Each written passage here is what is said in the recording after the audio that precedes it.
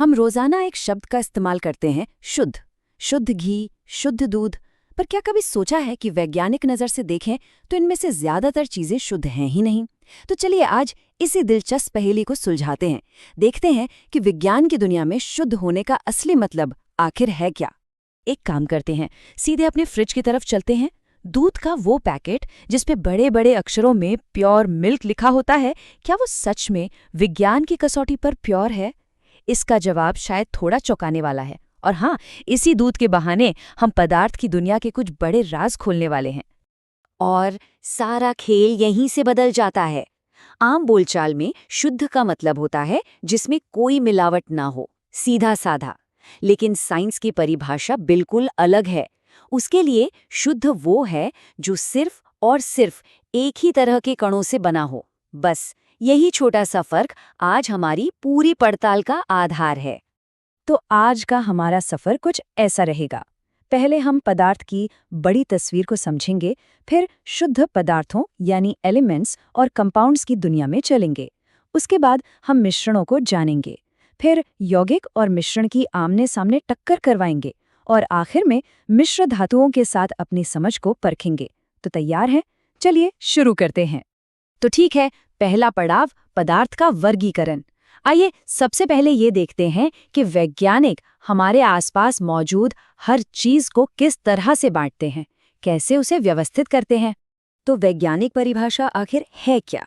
देखिए, शुद्ध पदार्थ का मतलब है वो चीज जो सिर्फ एक तरह के परमाणु या एक तरह के अणु से बनी हो। अब जरा दूध के बारे में फिर सोचिए।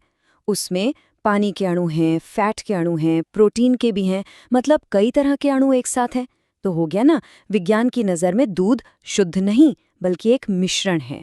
ये जो पदार्थ का नक्शा है ना, ये सब कुछ एकदम साफ कर देगा।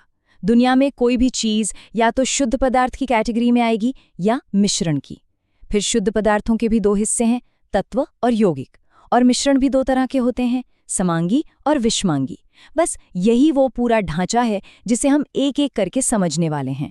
चलिए अब इस नक्शे के एक हिस्से में थोड़ा गहराई से उतरते हैं। बात करते हैं शुद्ध पदार्थों की। यहाँ हमारी मुलाकात होगी तत्वों और यौगिकों से, जो असल में इस दुनिया के बिल्डिंग ब्लॉक्स हैं। तो सबसे पहले आते हैं तत्व यानी एलिमेंट्स। ये पदार्थ का वो सबसे बुनियादी, सबसे सरल रूप है जिसे और तोड़ा नहीं जा सकता। जैसे सोना, लोहा या ऑक्सीजन, ये अपने आप में पूरे हैं, ये किसी और चीज से मिलकर नहीं बने। कह सकते हैं कि ये केमिस्ट्री के असली सिंगल्स हैं। अब इन तत्वों में एक बहुत बड़ा ग्रुप है धातुओं का यानी मेटल्स का, और इन्हें पहचानना बहुत आसान है। पहली बात, इनमें एक खास चमक होती है। दूसरी, ये गर्मी और बिजली के अच्छे सुचालक होते हैं और आमतौर पर ये चांदी जैसे या सुनहरे पीले रंग के दिखते हैं। धातुओं के पास ना 3 सुपर पावर जैसे गुण होते हैं। पहला, ये ध्वनिक या सोनोरस होते हैं, मतलब इन पर चोट करो तो स्कूल की घंटी की तरह टन की आवाज आती है। दूसरा, ये तन्य यानी डक्टाइल होते हैं, जिसका मतलब है इन्हें खींचकर पतले तार बनाए जा सकते हैं। और तीसरा, ये आघातवर्धीय यानी मैलिएबल होते हैं, मतलब इन्हें हथौड़े से पीट पीट कर पतली चादर में बदला जा सकता है। अब मिलते हैं यौगिक यानी कंपाउंड से। यहाँ कहानी थोड़ी अलग है। जब दो या दो से ज्यादा तत्व सिर्फ फिजिकली मिलते नहीं बल्कि एक फिक्स्ड रेशियो में केमिकली जुड़ जाते हैं, तब बनता है एक यौगिक। और इसका सबसे बढ़िया उदाहरण है पानी यानी H2O। और पता है यौगिकों के बारे में सबसे कमाल की बात क्या है? इनकी पहचान अपने बनाने वालों से बिल्कुल अलग हो जाती है। जरा सोचिए, हाइड्रोजन और ऑक्सीजन दोनों गैसें आग को और भड़काती हैं, लेकिन जब ये दोनों एक खास तरीके से जुड़ के पानी बनाती हैं तो वही पानी आग बुझा देता है ना कमाल की बात? और इन्हें अलग करना भी बच्चों का खेल नहीं, इसके लिए केमिकल रिएक्शन ही करना पड़ता है। ठीक है, तो शुद्ध पदार्थों की कहानी तो हो गई। अब वापस अपने नक्शे पर चलते हैं और दूसरी तरफ देखते हैं, यानी मिश्रण की दुनिया में। ये वो दुनिया है जहाँ चीजें बस साथ साथ रहती हैं पर एक दूसरे से जुड़ती नहीं है। तो ये मिश्रण आखिर है क्या? सीधी सी बात है, जब दो या दो से ज्यादा चीजें किसी भी अनुपात में बस फिजिकली मिला दी जाती हैं और उनमें कोई केमिकल रिएक्शन नहीं होता, तो उसे मिश्रण कहते हैं। यहाँ दो बातें खास हैं, फिजिकली मिलाना और किसी भी अनुपात में। अब मिश्रण भी दो तरह के होते हैं, पहले है समांगी यानी होमोजीनियस। इसमें सब कुछ एक जैसा घुल मिल जाता है, अलग अलग नहीं दिखता। जैसे पानी में चीनी घोल दो, पता ही नहीं चलता चीनी कहाँ गई। दूसरे हैं विषमांगी यानी हेटेरोजीनियस। इसमें चीजें अलग अलग साफ दिखाई देती हैं, जैसे पानी में रेत। और अब वो घड़ी आ गई है जिसका इंतजार था, असली मुकाबला, यौगिक बनाम मिश्रण। चलिए इन दोनों के बीच के फर्क को हमेशा के लिए साफ कर लेते हैं। तो देखिए, मुख्य अंतर क्या है।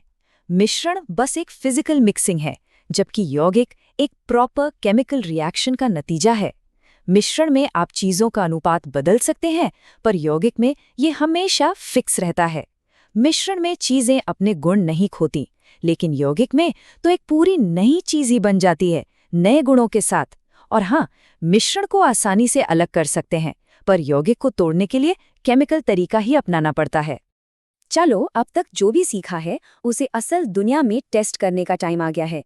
और हमारा टेस्ट केस क्या है? मिश्र धातु यानी अलॉयज। तो सवाल ये है, पीतल जो तांबे और जस्ते से बनता है वो क्या है, एक यौगिक या एक मिश्रण? जरा दिमाग लगाइए। जो नियम हमने अभी देखे उन्हें यहाँ लगाकर देखिए, क्या लगता है?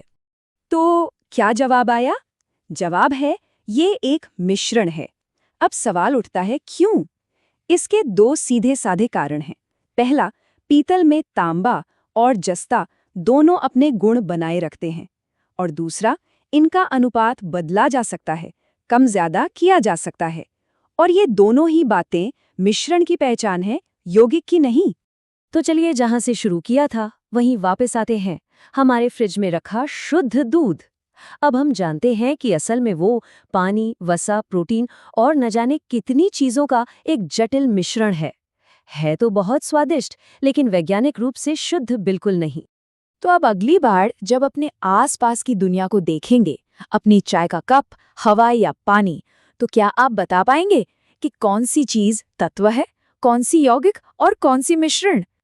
Get the Test NCI Guide with Prep Polls. Like, share and subscribe now.